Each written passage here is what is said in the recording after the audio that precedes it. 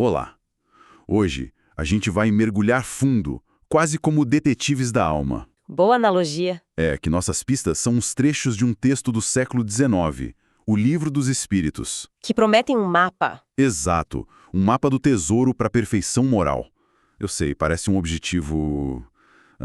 meio intimidador. Um pouco. Mas a nossa missão aqui é decifrar esse mapa e ver se as direções que ele dá, sabe, se ainda fazem sentido hoje. Certo. Vamos focar em duas pistas principais.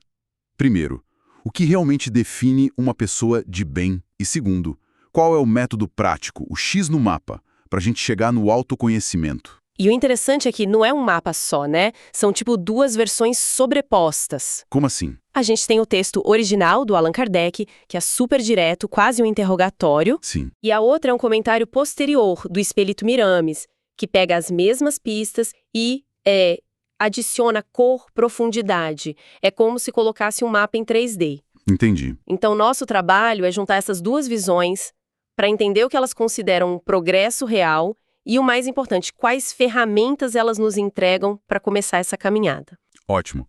Então vamos começar a nossa investigação pela primeira grande questão, que Kardec coloca de forma bem direta. Aham. Como a gente percebe que alguém está evoluindo de verdade? Ele usa o termo hierarquia espírita, que é basicamente uma escala de evolução, né? Isso. Ou seja, como a gente sabe que alguém está subindo de nível, espiritualmente falando? A resposta que o texto dá é fundamentalmente sobre ação, não sobre teoria. Certo. O primeiro sinal é quando os atos da vida da pessoa refletem a prática do que eles chamam de lei de Deus. A gente pode pensar nisso como um código de ética universal de justiça e amor. E o segundo sinal? O segundo é mais sutil. É quando a pessoa começa a compreender antecipadamente a vida espiritual. E o que isso quer dizer na prática? Não é prever o futuro, não é ter visões, nada disso. É viver o hoje com a consciência de que tudo tem uma consequência que vai além do agora, sabe? Sim. É tipo tomar uma decisão no trabalho, em casa, sabendo que aquilo ecoa na sua jornada espiritual. Certo. Então não é só sobre acreditar, é sobre viver de um certo jeito. Exatamente. E o texto detalha muito bem esse jeito. Ele descreve a pessoa de bem como alguém que, antes de tudo, vive essa lei de justiça, amor e caridade no nível máximo. Na maior pureza, como ele diz. E para isso, ele propõe uma coisa que parece tipo uma auditoria da consciência. É uma boa definição. As perguntas são: eu fiz todo o bem que eu podia hoje? Deixei passar alguma oportunidade? E tem alguém por aí com alguma queixa justa contra a minha? E a principal, né? A principal. Eu tratei os outros como eu gostaria de ser tratado? É um espelho bem honesto. Um espelho brutal, até, porque a ideia é que essa pessoa não faz o bem esperando um tapinha nas costas. Ou um bônus no fim do ano. Exato. Ela faz porque é o certo a se fazer. E ponto. E estaria disposta a sacrificar o próprio interesse se a justiça pedir. Não são atos heróicos e esporádicos. É uma integridade no dia a dia. Isso. Nas pequenas escolhas. Tem um ponto aqui sobre poder e riqueza que me pegou. Ah, sim. A visão proposta é radical. Se a pessoa tem dinheiro ou poder, ela não os vê como seus por direito. Ela enxerga como um... Depósito. É uma mudança de mentalidade total. Total. Em vez de ver o dinheiro na conta como seu, é como se você fosse o gerente de um fundo de investimento, para o bem comum. Sua função não é acumular, é alocar. Exato. Alocar os recursos da melhor forma. A responsabilidade é enorme. Enorme. A mentalidade é de gestão, não de posse.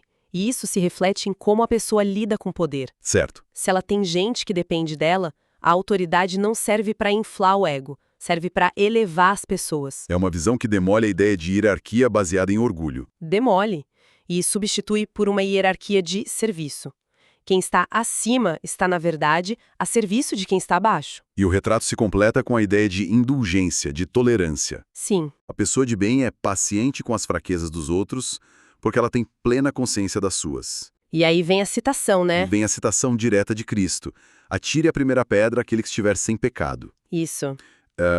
Desarma qualquer impulso de julgamento. O foco muda. Não é na falha do outro. É no aprendizado próprio. E, claro, perdoar, não guardar rancor. E é exatamente aqui que a gente vê a primeira grande atualização no nosso mapa, a camada 3D de Miramés. Ah, boa. Kardec nos deu checklist do que fazer. Seja justo, caridoso, perdoe, é o quê? Certo. Miramés entra com o mindset, o como. Ele diz que não adianta só fazer coisas boas se por dentro a casa está uma bagunça. A frase dele é forte, ele diz que a luz deve ser limpa de todas as trevas. Ou seja, sua bondade não pode ser seletiva. Não dá para ser um anjo no trabalho e um tirano em casa. Exatamente. A limpeza tem que ser interna e completa. Então não é só sobre as ações, é sobre a intenção, a consistência por trás delas. Isso. E o Miramês também reforça um caráter mais ativo, né? Não é um estado zen, passivo. De jeito nenhum. Ele fala que essa pessoa está constantemente renunciando às coisas supérfluas, ensinando aos ignorantes e, o ponto central, analisando-se constantemente. É um trabalho, um treino diário quase. Exato.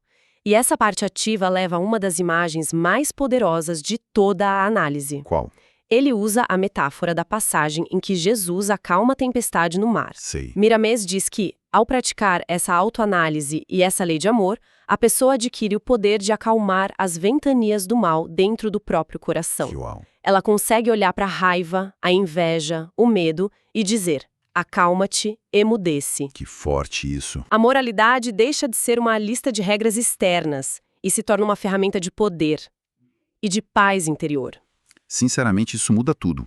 Essa imagem de acalmar as próprias tempestades é muito forte. É, né? Porque transforma a moralidade que a gente muitas vezes vê como uma lista de não faça isso, não faça aquilo. E uma ferramenta de poder pessoal. Isso, uma forma de encontrar equilíbrio e paz de verdade. É uma virada de chave completa. Concordo. O que nos leva à pergunta inevitável. Como uma pessoa comum, que não é um monge ou um santo, desenvolve essa habilidade? Onde a gente começa? A gente começa com a segunda parte do nosso mapa. Certo? A pergunta do texto é exatamente essa. Qual o meio prático mais eficaz de se melhorar e de resistir ao mal? E a resposta? A resposta a uma das frases mais antigas e famosas da filosofia, atribuída a um sábio da antiguidade: conhece-te a ti mesmo. Um clássico. Mas o próprio texto reconhece que falar é fácil. Pois é. É o tipo de conselho que todo mundo concorda, mas ninguém sabe muito bem como seguir. Exato. O texto mesmo questiona. Ok, a gente sabe que essa máxima é sábia, mas a dificuldade é justamente conseguir se conhecer. Como a gente faz isso na prática? E é aí que o mapa fica realmente útil. Ele oferece um método, um passo a passo, atribuído a Santo Agostinho. Um método pragmático. Incrivelmente pragmático. Basicamente um balanço diário. A sugestão é, todo dia, antes de dormir, reserve um momento para interrogar sua consciência, para passar o dia limpo. E ele dá as perguntas para essa reunião com você mesmo? Dá. A primeira é: eu deixei de cumprir algum dever hoje? A segunda: alguém teve um motivo justo para reclamar de mim? O foco inicial é claro. Qual foi o meu impacto nos outros? E as perguntas vão ficando mais cirúrgicas. A minha preferida é: eu fiz algo hoje que se outra pessoa fizesse, eu criticaria? Essa é genial. É genial, porque nos obriga a usar o mesmo peso e a mesma medida. Com certeza. E a última que é a prova de fogo da integridade. Fiz algo que eu não teria coragem de confessar? É um exame completo, né? Sim. Do que foi feito contra os outros, contra os princípios universais e, por fim, contra si mesmo. É como um fechamento de caixa da moralidade no fim do dia. Só que o texto é muito realista. Ele sabe que a gente é mestre em se enganar. E como? Ele aponta diretamente para o nosso maior obstáculo, o amor próprio, o nosso ego, que é um advogado de defesa espetacular. Sim. O texto dá exemplos perfeitos, né? Perfeitos. A pessoa avarenta se descreve como alguém econômico e prudente. A orgulhosa se vê apenas como alguém com dignidade. A gente cria narrativas para justificar nossas falhas. É pura verdade. A gente manda aquela resposta passiva-agressiva no grupo do trabalho e se justifica dizendo: ah, mas eu estava no meu limite. Mas se um colega faz exatamente a mesma coisa, a gente pensa: nossa, que infantil. Então, como o método propõe furar essa bolha de auto-engano? Ele oferece duas ferramentas de verificação externa, dois espelhos. O primeiro é justamente esse que você descreveu, o teste do outro. Certo. Se você está na dúvida sobre a moralidade de uma ação sua, imagine outra pessoa fazendo exatamente a mesma coisa. Se você a condenaria, não há desculpa para justificar em você. É um teste de consistência. E a segunda ferramenta é ainda mais radical. É bem mais contraintuitiva. É o espelho do inimigo. Explica isso. A ideia é não ignorar a opinião de quem não gosta da gente. A lógica é fria, mas faz sentido.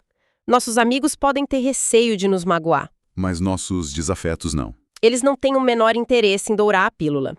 O texto sugere que muitas vezes essas críticas ácidas funcionam como um alerta, um espelho, que mostra uma verdade que a gente prefere não ver. Espera um pouco, mas isso não é perigoso? A gente não corre o risco de dar peso demais a críticas que podem ser só mal intencionadas? Ou, sei lá, destrutivas? Como a gente filtra o que é um espelho do que é só veneno? Excelente ponto. O texto não diz para aceitar tudo cegamente. A chave está no exercício diário que a gente mencionou antes. A autoanálise. Isso. Quando você já tem uma prática de autoanálise honesta, você desenvolve um senso crítico sobre si mesmo. Então, quando a crítica do inimigo chega, você não a engole inteira, mas também não a descarta. Você a leva para sua sala de reuniões interna e a analisa com frieza. Ok, tirando a raiva e o exagero dessa pessoa, existe um pingo de verdade aqui. Tem algo que eu posso aprender. A crítica vira um dado. Exato, um dado a mais na sua investigação, não a palavra final. Exige uma humildade, uma segurança interna enormes para fazer isso. Entendi. É usar a crítica como uma pista, não como um veredito. O texto fecha essa parte com duas analogias muito boas. A do jardineiro e a do comerciante. Essa mesma. A primeira é a do jardineiro, que precisa arrancar as ervas daninhas todo dia, e a segunda, a do comerciante, que, no fim do expediente, anota na coluna de perdas o que não fez bem e na de lucros o que fez. O objetivo é que, no fim da vida, a coluna de lucros seja maior. É uma contabilidade moral. E aí Miramés entra de novo. E, mais uma vez, ele enriquece a ideia. Ele chama o autoconhecimento de chave preciosa, onde o coração é a porta e a consciência a sala de meditação. Lindo isso. Mas ele também joga uma ideia bem provocadora na mesa, a de que o mal, às vezes, é necessário para que a gente valorize o bem. Como assim? Ele chega a chamar o mal de o mesmo bem, só que invertido. Não é uma desculpa para o erro, é um reconhecimento de que é o contraste que ensina, sabe? É o esforço de arar um terreno difícil que torna a colheita valiosa. Isso me lembra que ele também aponta um obstáculo muito específico para essa jornada, né? O interesse pessoal, o egoísmo. Sim, ele diz que a usura e o interesse turvam os sentimentos de amor. É como se o egoísmo criasse uma névoa. Uma névoa que impede a gente de se enxergar com clareza. E nesse estado de guerra interna, o conhece-te a ti mesmo se torna impossível. Faz todo sentido. E para fechar, ele faz uma observação histórica curiosa. Diz que a máxima conhece-te a ti mesmo, que a gente sempre atribui a Sócrates, teria vindo originalmente de Jesus, transmitida por vias mediúnicas a pensadores do passado. Interessante. Independentemente de se aceitar essa origem, a intenção é clara. Colocar o autoconhecimento não só como um pilar da filosofia, mas como um princípio espiritual fundamental e atemporal. Certo. Então, depois de decifrar todas essas pistas, qual é o tesouro que a gente encontra? Boa pergunta. A imagem que se forma aqui não é a de uma pessoa perfeita, sem falhas. Pelo contrário, a pessoa de bem que esses textos descrevem é alguém profundamente consciente das próprias imperfeições. Mas que está ativamente trabalhando nelas. Exato. É um processo, não um destino. É isso. O homem de bem não é um produto acabado. É um projeto em andamento. E a ferramenta principal desse projeto, a ponte entre o ideal e a realidade, é esse exame de consciência. Honesto, rigoroso, diário. Diário. Usando os espelhos que tem à disposição, o teste do outro, a crítica de um desafeto para não se perder nas próprias desculpas. É o trabalho do jardineiro, do comerciante moral, que transforma uma bela filosofia em uma rotina de crescimento. A nossa investigação começou com a promessa de um mapa para acalmar as ventanias internas. E o que encontramos é que a chave não é um poder mágico, mas uma prática constante de autoobservação e honestidade. Exatamente. A reflexão que fica, então, é: se esse exame de consciência diário é a ferramenta, quais são as ventanias pessoais que ele poderia ajudar a acalmar na vida de cada um? E levando a ideia um passo adiante, o que aconteceria se a gente aplicasse o teste da outra pessoa, não só a uma ação como responder um e-mail com raiva, mas a uma das nossas crenças mais antigas e enraizadas?